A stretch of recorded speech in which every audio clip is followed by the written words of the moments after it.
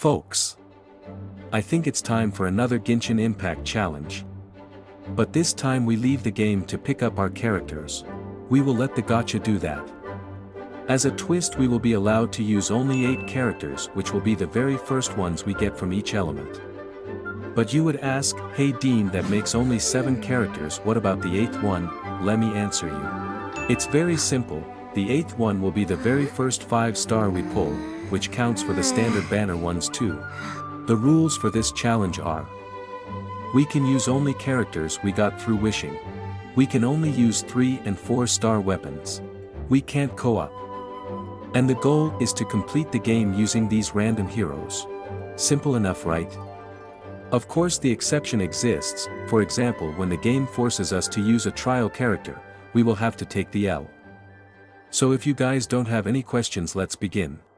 We do our first pulling session on the standard banner. We will pretend Noel's one doesn't exist. I hope we get either Yenfei or another Pyro character or Sucrose, because I think Anemo and Pyro this early will be extremely important. A Favonius Bow, that's not even a character, come on game.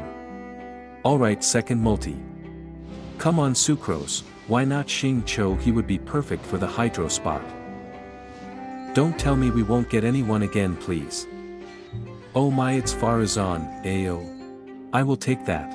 She's both a Nemo and an archer, which would make the archery challenge in Inazuma smooth like butter. Oh my god, and a kaveh. I don't have a kaveh on my main, so I will finally get the chance to play him. That's what I call a stacked multi.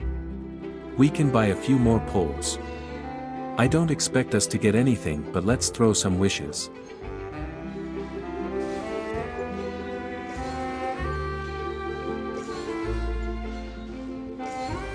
As expected, let's buy a last one. Ayo. Another 4-star, I hope it won't be a weapon again. It's young Benny joining the club. What a pog pull. I can't complain, we got 3 out of 7 elements acquired. The next part is the Ambers, Kaya's and Lisa's domains. In all of the we didn't had any problems. We had Benny for the Pyro Monument. We jumped over the spikes in the water. And we just skipped Lisa's domain and went for the end of it. With all of that done, the first part of the Mondstadt Archon quest was completed. We went at the Adventurers Guild and claimed the AR rewards and the Adventurer's Handbook. The next hour or so we spend doing the tasks from the book. Doing ley lines, opening chests, and collecting Animoculus in order to reach AR10 and get another 10 pull. When we hit it, it was time to pull. The free multi granted us Favonius Sword. We did spend whatever primos and fates we could get from the shop, but all were blues.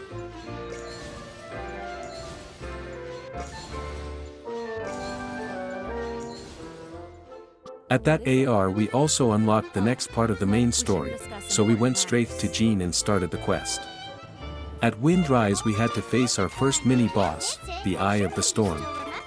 As always, it wasn't hard to beat it at all. We just smacked him with a bowl and burned him away. Get it, because we used Benny and Kaveh to proc burn. Well, Faruzan was the MVP here just because these guys likes to watch us from the higher ground. Also, when we were in the church, something really weird happened, which I haven't seen before. It took me a few moments to notice that Paymon's cape was glowing. I don't know how that happened and thought it's from the light in the building. And I've played that part of the story a lot of times.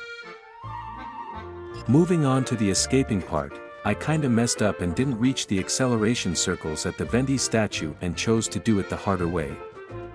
Despite that, we still made it in time, and met Batman. In the Fatui hideout we met Zhongli as the Pyro agent. Senor is not going to tolerate this kind of interference in our affairs. He tried to do what a villain would do and wipe us out of existence.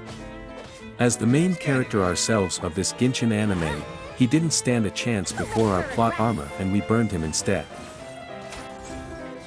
After that we had to collect Valen's tears and burn more monsters with our Benny Kaveh duo and their captain Madame Faruzan. I took my time with the guard to practice my poor aiming skills, but he still was easy enough to kill. Then we robbed a tribe of hilichurls. This is incredible. And we left for the nearby domain where the last tier was located. With all 3 tiers collected and the Holy Lyre restored, it was time to call Valen.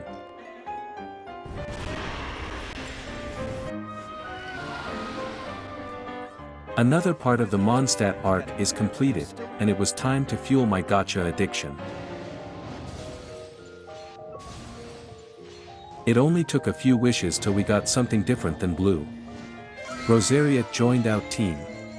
The Hot Nun is the cryo unit we will be using for this playthrough. And that's perfect because we even have the Favonius Lance ready for her. So far we got extremely lucky with our heroes. Since we reached AR-12 too, we unlocked the commissions.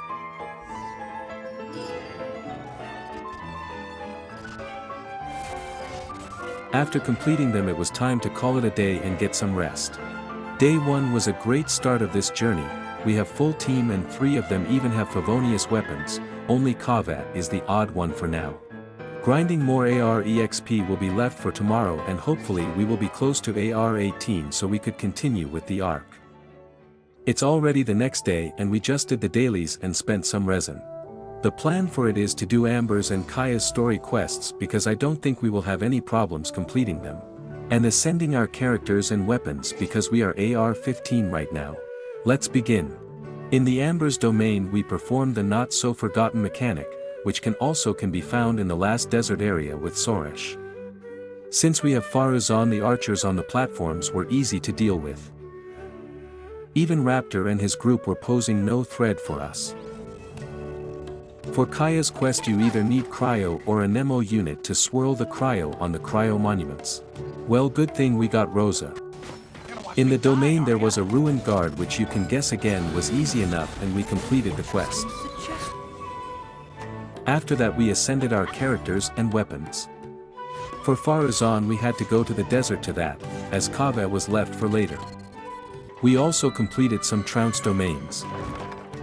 In the first domain Faruzan made it easy and we didn't have to plunge on the anemo's slimes to fly at the end. The other one was purely combat oriented.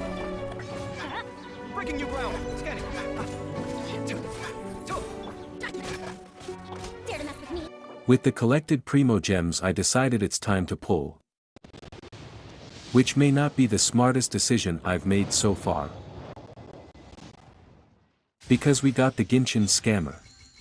The reason being is not that she's that bad as a character or because I don't like her, but it is because of a future puzzle which I don't think she can do it. Namely, it is the 3 electro monuments in the Inazuma's arc, and they actually are on a tight timer and Dori won't be able to lit them in time.